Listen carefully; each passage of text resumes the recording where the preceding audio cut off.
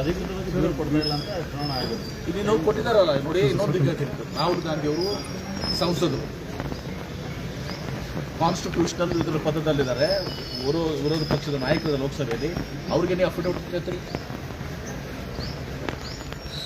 ಈ ಸ್ವೋರ್ ಬೈ ಓತ್ ಇವ್ರು ಅಫಿಡವಿಟ್ ಕೇಳೋದೇನಂತ ಹಾಸ್ಯಾಸ್ಪದ ಇದು. ಅದ್ರ ಇವ್ರಿಗೆ ಅವರು as A MP, as a leader of opposition ಅವ್ರು ಓದ್ ತಗೊಂಡಿದ್ದು ಮಾಡಿರ್ತಾರೆ. ಅವ್ರಿಗೆ ನೀವು ಅಫಿಡವಿಟ್ ಕೊಟ್ಟಿದ್ರೆ ಸುಮ್ಮನೆ ಇದು ನೆಪ ಮಾತ್ರ ಇದು. ಸರ್, ಅವ್ರು ಆರೋಪ ಏನು ಮಾಡಿದ್ರು, ನೀವು ಹಂಗೆ ಆಗಿದ್ರೆ ಕರ್ನಾಟಕದಲ್ಲಿ 130 ಕಾಂಗ್ರೆಸ್ ಹೆಂಗೆ ಬರ್ತಿದ್ರಿ, ನೀವು ಹೆಂಗೆ ಗೆಲ್ತಿದ್ರಿ ಅಂತ ಅವ್ರು ಆರೋಪ. ನೋಡಿ, ಇವತ್ತಿನ ದಿವಸ ಹೇಳಿದಾರಲ್ಲ ಮಾರ್ಜಿನ್, ಭಾಳಷ್ಟು ಕಡೆ ಮಾರ್ಜಿನನ್ನು ಇದು ಮಾಡಿರ್ತಾರೆ. ಆ ಮಾರ್ಜಿನ್ ದಾಟಿ ಯಾರು ಹೋಗ್ತಾರೆ? ಮಾರ್ಜಿನ್ ದಾಟಿ ಅವರು ಕಡೆಯಾಕಾಗ್ತಾರೆ. ಈಗ ನ್ಯಾರೋಡ್ ಮಾರ್ಜಿನ್ ಏನಿದಾವಲ್ಲ ಅವ್ರು ಸಿಕ್ಕಾಕೊಂಡ್ಬಿಡ್ತಾರೆ, ಅವು ಬದಲಾವಣೆ ಆಗ್ತವೆ. ಭಾಳಷ್ಟು ಮಾರ್ಜಿನ್ ಅವರು ಬುದ್ಧಿವಂತಿಕೆ ಮಾಡ್ತಾರೆ. ಈಗ ಉದಾಹರಣೆ ಪಾರ್ಲಿಮೆಂಟ್ನಲ್ಲಿ ಒಂದು 30-35 ಸೀಟು, ಇವತ್ತು ದಿವಸ 25-30 ಸೀಟ್ಸು ಇವತ್ತು ದಿವಸ ನ್ಯಾರೋ ಮಾರ್ಜಿನ್ ಆಗ್ಯಾವ. ಅದೆಲ್ಲರೂ ಕೂಡ ಇವತ್ತು ದಿವಸ ಅಕ್ರಮ ಆಗಿರ್ಲಿಕ್ಕೆ ಸಾಧ್ಯ ಇದೆ. ಇದೇ ರೀತಿ ಯಾವುದು ಬೆಂಗಳೂರು ಸೆಂಟ್ರ್ ಹತ್ರ ಮಾದೇವಪುರದಲ್ಲಿ ಅಂದರೆ 1% ಆಫ್ ಓಟ್ಸನ್ನ, ಸರ್ಟನ್ ಪರ್ಸೆಂಟೇಜ್ ಆಫ್ ಓಟ್ಸನ್ನ ಅವರು ಇದು ಮಾಡ್ತಾರೆ ಸೆಲೆಕ್ಟಿವ್ ಆಗಿ. ಇಂಟರ್ನಲ್ ರಿಸರ್ವೇಷನ್ ಜಾರಿ ಆಗುತ್ತೆ ಕೆಲವರು, ಅದ್ರ ಬಗ್ಗೆ ನೋಡಿ. ಅದು ಕ್ಯಾಬಿನೆಟ್ ಅಲ್ಲಿ ಸಬ್ಮಿಟ್ ಆಗಿದೆ. ನಮಗೂ ಪುಸ್ತಕ 1300 ಪುಟಗಳ ಪುಸ್ತಕ ಇದೆ. ನಾವು ಯಾರು ಕೂಡ ಓದಿಲ್ಲ, ನಾವು ಓದಬೇಕು, ತಿಳ್ಕೋಬೇಕು, ಮಾತಾಡಬೇಕು ಅಂತ ಹೇಳಿದ್ವಿ. ನೆಕ್ಸ್ಟ್ ಕ್ಯಾಬಿನೆಟ್ಗೆ ಬರ್ತಾ ಇದೆ 14ನೇ ತಾರೀಕಿಗೆ ಸಾಯಂಕಾಲ 5 ಗಂಟೆಗೆ ಕ್ಯಾಬಿನೆಟ್ ನೋಡಿದೆ. ಬಿಜಾಪುರ ಯಾವಾಗ ಕ್ಯಾಬಿನೆಟ್? ಬಿಜಾಪುರ ಕ್ಯಾಬಿನೆಟ್ ಒಂದು ದಿವಸ ನೆಕ್ಸ್ಟ್ ಸೆಪ್ಟೆಂಬರ್ ಅಥವಾ ಅಕ್ಟೋಬರ್ ಮಾಡ್ತಾರೆ. ಬಾಗಿನ ಅದು ಅದಕ್ಕೆ ಮುಂಚೆ ಮಾಡ್ತಾರೆ. ಹಾನಿ ಸಂಬಂಧಪಟ್ಟಂಗೆ ಅದೇ ಮೀಟಿಂಗ್ ಮಾಡ್ತಾರೆ.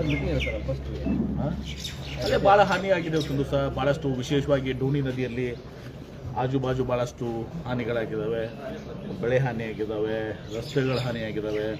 ಮತ್ತು ನಗರದಲ್ಲಿ, ವಿಜಯಪುರ ನಗರದಲ್ಲಿ ಒಂದು ದಿವಸ ಭಾಳ ದೊಡ್ಡ ರೀತಿಯಲ್ಲಿ ಒಂದು ದಿವಸ ಎಲ್ಲ ಕಡೆಯೂ ಕೂಡ ನೀರು ಹರಿದು ಬರ್ತಾ ಇದೆ. ನಾನು ಭಾಳ ಸಲ ಇದು ಮಾಡಿದಾಗ ಸಾಕಷ್ಟು ಇದನ್ನು ಹೇಳಿದೆ. ಈ ಸಲ ನಾನು ಅವ್ರನ್ನ ಸುಮ್ಮನೆ ಬಿಡಲಿಕ್ಕೆ ಹೋಗೋದಿಲ್ಲ. ಜನನೂ ಹಾಗೆ ಇದ್ದಾರೆ, ಲೀಡರ್ಗಳು ಹಾಗೆ ಇದ್ದಾರೆ ಓಣಿನಲ್ಲಿ.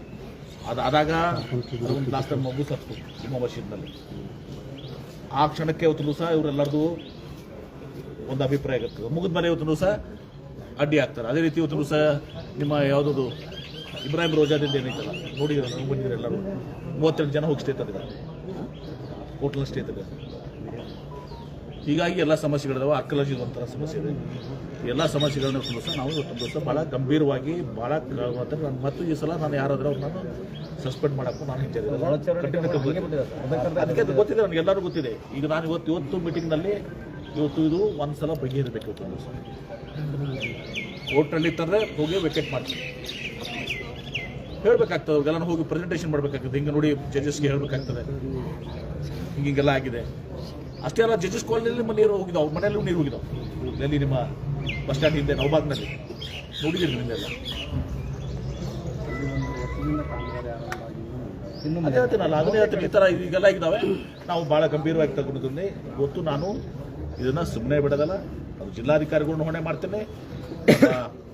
CO ಯಾರು ನಮ್ಮ CO ಆ ಕಡೆ ಬರ್ತಾರೆ, ಈ ಕಡೆ ನಮ್ಮ ಕಾರ್ಪೊರೇಷನ್ ಕಮಿಷನರು, BDA ಕಮಿಷನರ್ಗೆ ಏನು ಸಂಬಂಧ ಇದ್ದರೆ ಅವರೆಲ್ಲರೂ ಹೊಣೆ ಮಾಡ್ತೀನಿ. ಈ ಸಲ ನಾನು ಅವ್ರನ್ನ ಹಾಗೆವಾಗಿ ಬಿಡೋದಲ್ಲ. ಈ ಸಲ ಅದು ರಿಸಾಲ್ವ್ ಆಗಲೇಬೇಕು.